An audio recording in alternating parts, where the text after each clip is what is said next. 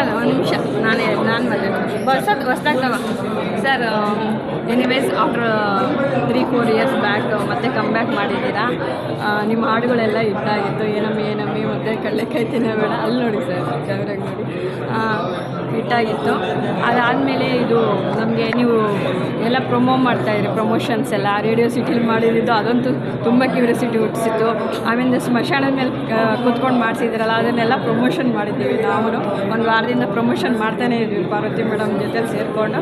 ಮಂತ್ರಿಮಾಲಲ್ಲಿ ನೀವು ನೀವೇ ಮಾತಾಡ್ತೀವಿ ನಾನು ಮಾತಾಡಬೇಕು ಅಲ್ಲ ನಾನು ಹೇಳ್ತಾ ಇದ್ದೀನಿ ಚೆನ್ನಾಗಿ ಬಂದಿದೆ. ಅದೆಲ್ಲ ಕ್ಯೂರಿಯಾಸಿಟಿ ಹುಟ್ಟಿಸಿ ಕೊನೆಗೆ ಏನಾಗಿದೆ ಅಂತಂದರೆ ಇದು ನೋಡಬೇಕು ಅಂತ ಈ ಸಮ್ಮರಲ್ಲಿ ವೆಕೇಷನ್ ಬಂದಿದೆ.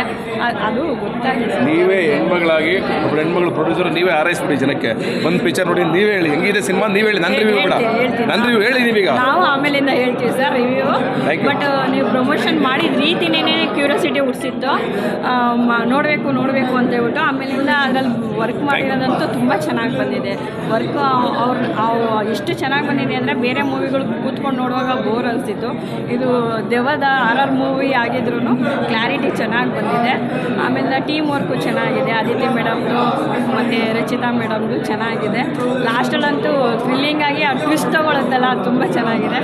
ನೀವು ನಮ್ಮ ಮಾಧ್ಯಮದಲ್ಲಿ ಏನು ಹೇಳಕ್ಕೆ ಬಯಸ್ತೀರಾ ಹೇಳಿ ಸರ್. ನೀವೆಲ್ಲ ಹೇಳಿದ್ದೀರಾ ಜನರಿಗೆ. ನನ್ನ ಮಾತು ನಂಬಿಡಿ, ಇವ್ರ ಮಾತು ನಂಬಿ ಒಂದು ಸಿನಿಮಾ ನೋಡಿ ಸಿನಿಮಾನ ಹಿಟ್ ಮಾಡಿ. ಬಟ್ ಪ್ರಮೋಷನ್ ಅಂತ ತುಂಬ ಚೆನ್ನಾಗಿ ಮಾಡಿದ್ರು. ಅದು ಮಶಾನದ ಮೇಲೆ ಕುತ್ಕೊಂಡು ನೀವು 4 ಜನ ಮಾಡೋದು ಆ ಕಾನ್ಸೆಪ್ಟೇ ಚೆನ್ನಾಗಿದೆ. ಯಾರು ಹುಡ್ಕೊಟ್ರೋ ಗೊತ್ತಿಲ್ಲ. ನಾನು ಹೇಳಬೇಕಾಗಿತ್ತು ನಿಮಗೆ ಮಾಧ್ಯಮದ ಮೂಲಕ. Thank you.